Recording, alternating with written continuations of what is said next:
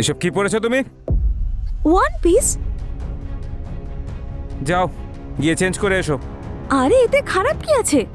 তোমাকে কতবার বলেছি আমি এইসব ছোট ছোট কাপড় পরে আমার সামনে তুমি আসবে না। এটা পরলে অসুবিধা কি আছে সেটা তো বলবে। এক্ষুনি বলছি আমি তোকে। নমস্কার, আমি হলাম কাঞ্চন আওয়াস্তি এবং আপনাদের আবার স্বাগত জানাচ্ছি ক্রাইম চক্রের একটা নতুন এপিসোডে, একটা নতুন কাহিনীতে। জীবনে বাঁচার জন্য কি কি প্রয়োজন হয়? একটা ভালো চাকরি আর একটা সুন্দর পরিবার, যারা আপনার সুখ দুঃখে আপনার পাশে থাকবে। কিন্তু এটা ছাড়াও আজও এত ভয়ঙ্কর ঘটনা ঘটে চলেছে যা শোনা মাত্রই গায়ে কাঁটা দিয়ে ওঠে। কোনো মানুষ কি এত নিচে নামতে পারে? একটি সুখী পরিবারে নজর লেগে যায়, তাও আবার বাইরের কোনো ব্যক্তির নয়, বরং পরিবারেরই একজনের। ওকে ভালো করে জিজ্ঞাসাবাদ করো, কিছু না কিছু তো ঠিক পাওয়া যাবেই। হ্যাঁ স্যার।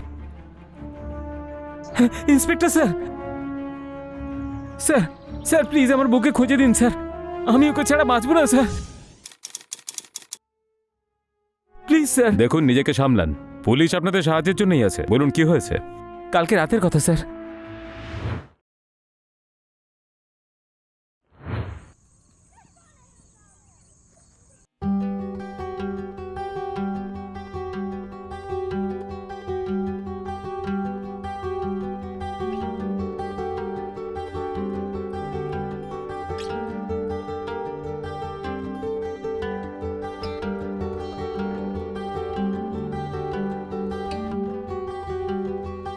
কোন শাড়িটা পরবো গো?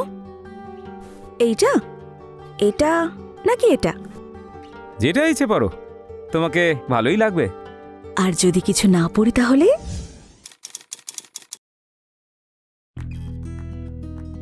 হায়, কি বললে তুমি? তাহলে তো কথাই নেই।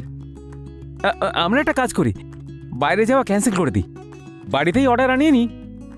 না না, সারাদিন তুমি অফিসেই বিজি থাকো আর বাড়ি আসার পরেই এই ল্যাপটপ নিয়ে পড়ে থাকো।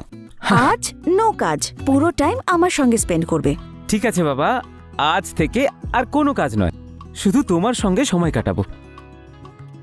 তুমি কিন্তু রাগ করো না, এবার ভালো করে হাসো দেখি। হায়, কি মিষ্টি লাগছে। এবার যাও তাড়াতাড়ি রেডি হয়ে নাও। হ্যাঁ, 5 মিনিট আসছি। হুম।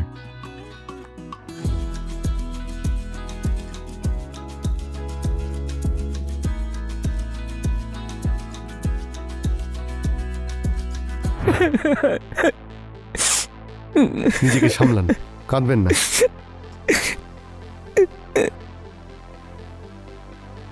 নিন জল খান। না স্যার, আমি কিচ্ছু চাই না, আমি শুধু আমার রাধিকাকে ফিরে পেতে চাই, প্লিজ স্যার। আচ্ছা তাহলে তারপরে কি হলো?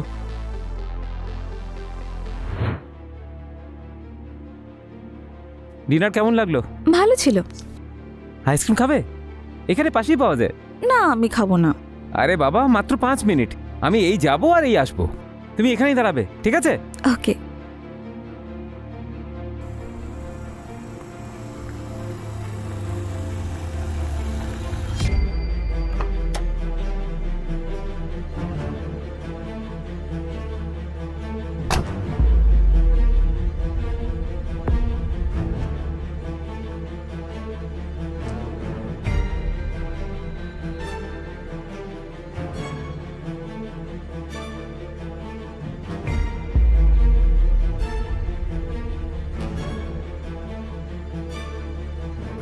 আইটেম যাই নাকি? চল না, বল না কত টাকা নেবে? দেখো, আমি কিন্তু ওই রকমই একদমই নই। আমার হাজবেন্ডকে ডাকবো এক্ষুনি।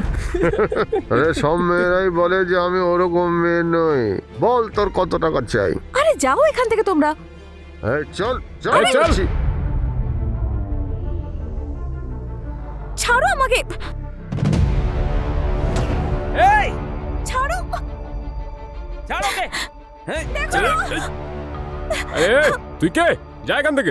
সালা ও আমার বউ। আরে তোর বউ তো কি হয়েছে? চল এখান থেকে, এখন আমার পছন্দ হয়ে গেছে। যা এখান থেকে, যা এখান থেকে, যা।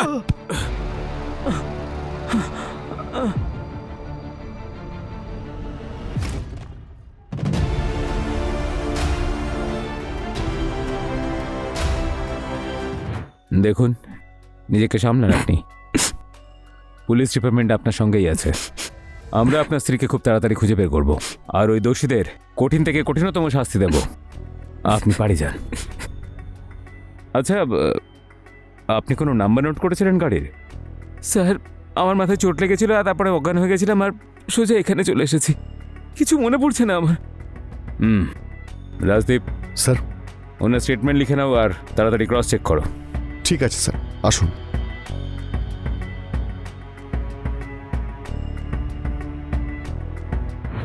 প্রচণ্ড ঝড় হওয়ার পর ফসলের যে অবস্থা হয়, অজয়ের লাইফেরও সেই অবস্থা হয়েছিল।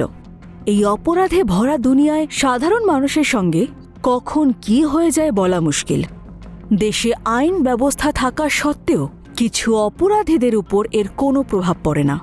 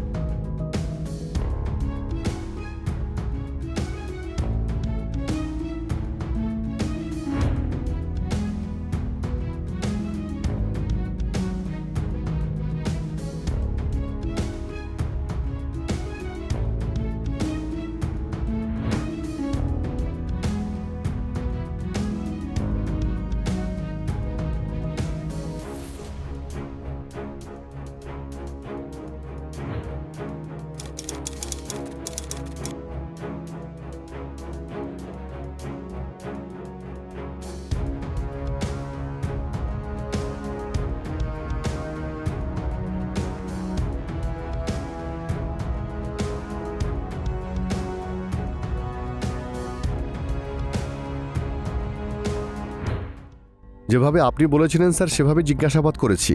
অজয় আর রাধিকা ওরা রেস্টুরেন্টে খেতে তো গিয়েছিল, আর অজয় ওখান থেকে বারবার পার্সেলও নিয়ে আসতো। স্যার আমার মনে হয় কেসটা একেবারে ওপেন। এটা কোনো লোকাল কারোরই কাজ না, এই কাজ কোনো লোকাল লোক করেনি, কেউ বাইরের করেছে। তোমরা কি সিসিটিভির ফুটেজ চেক করেছো? স্যার রেস্টুরেন্টে তো সিসিটিভি আছে, কিন্তু যেখান থেকে রাধিকা অপহরণ হয় সেখানকার আশেপাশে কোনো সিসিটিভি নেই। আমি অনেককে জিজ্ঞাসাবাদও করেছি, কিন্তু কোনো প্রমাণই নেই স্যার। যত দিন যাচ্ছে কেসটা প্যাচালো হয়ে যাচ্ছে।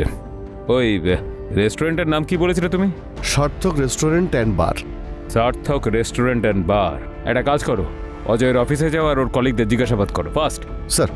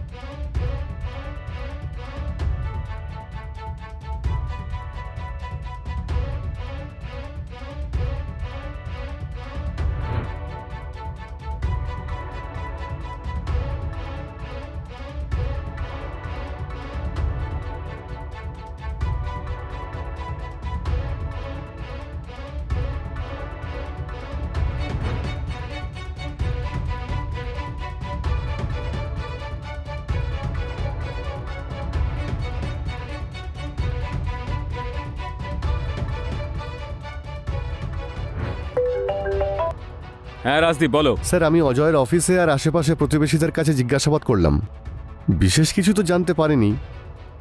কিন্তু স্যার এ রাধিকা ওর দ্বিতীয় বউ। তাই নাকি? তাহলে প্রথম বউ কোথায়? স্যার ও তো মিরা রোডে থাকে, আমি আপনাকে ডিটেলস পাঠিয়েছি। এটা কাজ করো, আশেপাশে জিজ্ঞাসা করো, হয়তো কিছু জানা যাবে। Okay sir.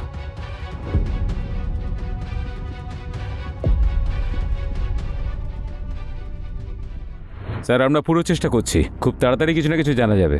ওকে স্যার, জয় হিন্দ স্যার। স্যার আমরা আশেপাশে জিজ্ঞাসাবাদ করলাম, প্রতিবেশীরা ওদের কথা বলল যে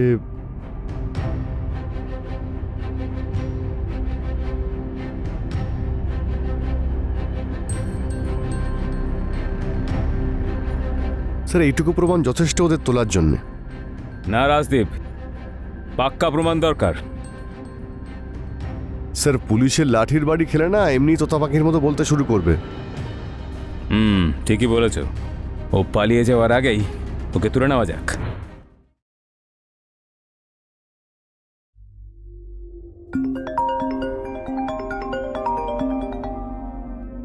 হ্যালো অজয়বাবু, রাধিকার খবর পাওয়া গেছে, আপনি পুলিশ স্টেশনে চলে আসুন। কি খবর পাওয়া গেছে?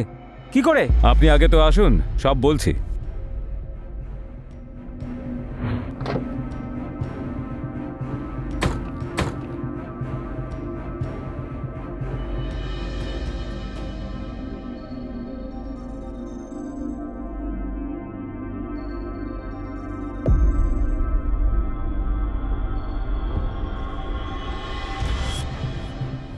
কিরে তুই কোথায় পালাতে চাইছিলি? হ্যাঁ স্যার আমি তো পুলিশ স্টেশনেই যাচ্ছিলাম।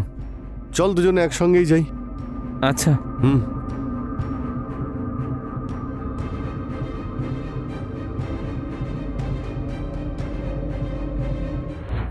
বল রাধিকা কোথায়, বল। স্যার আমি জানি না রাধিকা কোথায়। আরে শ্যানা, হ্যাঁ? পুলিশকে কি মনে করিস? হ্যাঁ সত্যি করে বল, রাধিকা কোথায় বল। স্যার আপনারা কি বলছেন আমি কিচ্ছু বুঝতে পারছি না স্যার। সব বুঝতে পারবি তুই। ম্যাডাম অঞ্জলিকে নিয়ে আসুন।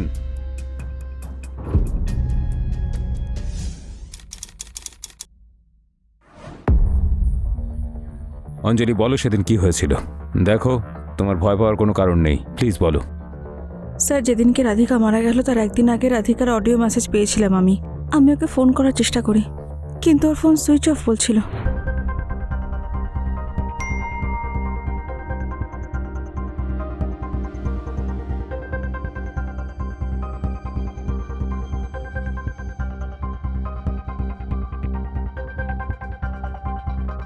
The number you're trying to call is currently not reachable.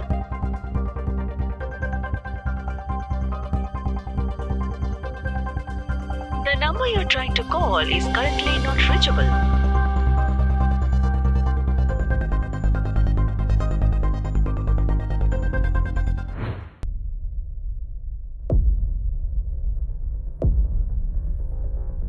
Sir বাড়ি গিয়ে জানতে পারলাম যে ও বাড়িতে নেই। পরের দিন যখন গেলাম তখন অজয় বলল মাসির কাছে গ্রামে গেছে ও, আর ফিরে আসার পরে কথা বলাবে। স্যার এই যে অডিওটা।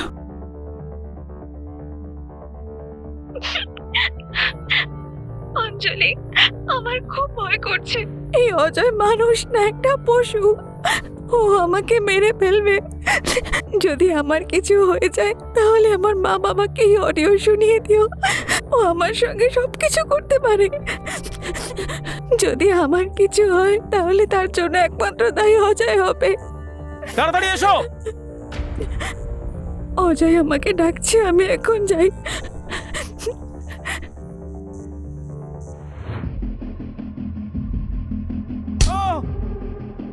এবার সত্যি করে বল, রাধিকা কোথায় বল।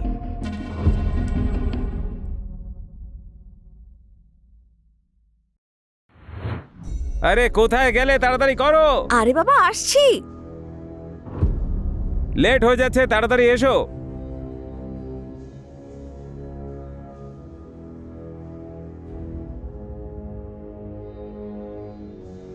যাওয়া যাক।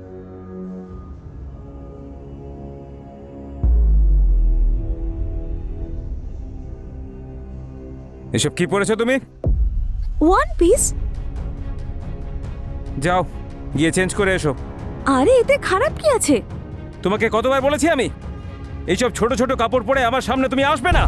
এটা পরলে অসুবিধা কি আছে সেটা তো বলবে। এক্ষুনি বলছি আমি তোকে, আমার সঙ্গে তর্ক করবি? হুম?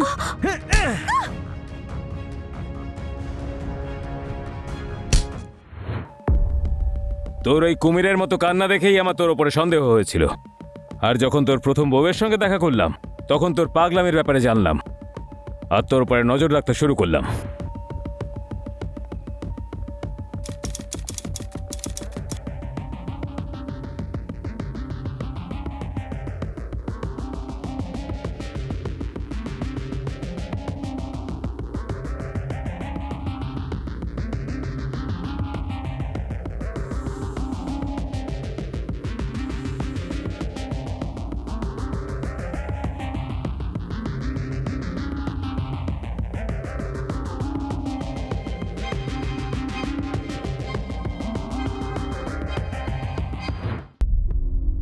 এবার বল, রাধিকা কোথায়?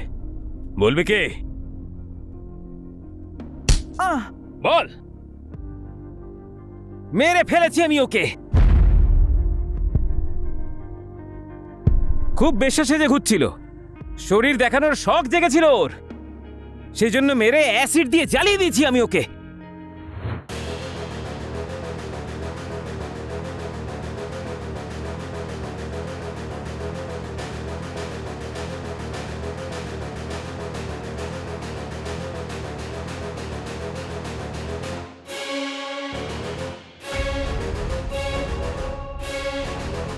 আর এবার তো একেও ছাড়বো না আমি, একেও মেরে ফেলবো। আইন থেকে বাঁচবি তবে তো, তোর ফাঁসির ব্যবস্থা তো আমিই করব।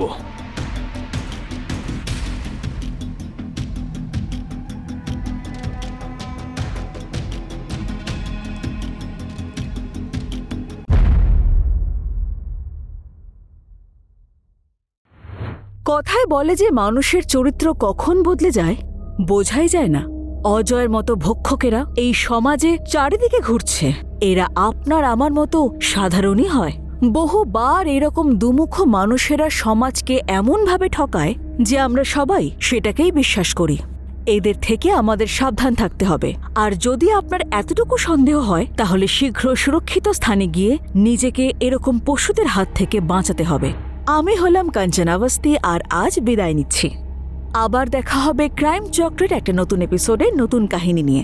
ততক্ষণ সুরক্ষিত থাকুন, সাবধান থাকুন। জয় হিন্দ।